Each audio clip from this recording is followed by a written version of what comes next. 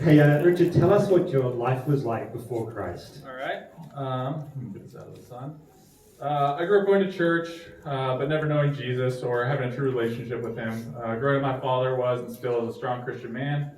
He would take my family to church every Sunday, no matter what was going on. I remember him having to get me out of bed every Sunday to go to church. It was something I didn't look forward to. It was a place where I didn't have real friends. It was a place I felt like I was attending school on the weekends. As I got older and into high school, my family continued to attend church, and it became a place where I started to enjoy. I learned about God, Jesus, and the Bible.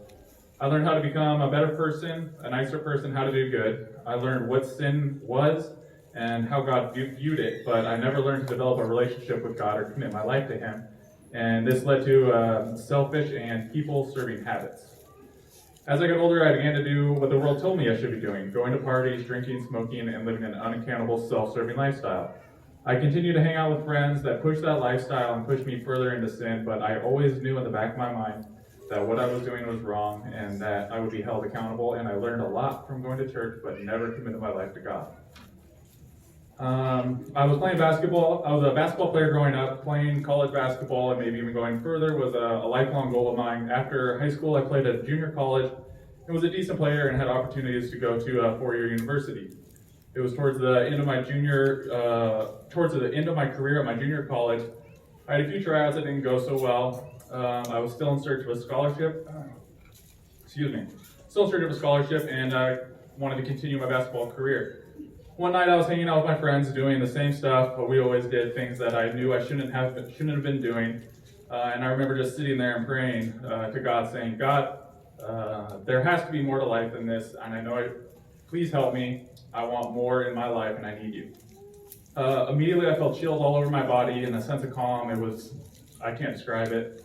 But the next day I went to practice, and my coach tells me that a school called Masters College was interested in me, and they wanted me to go to a tryout.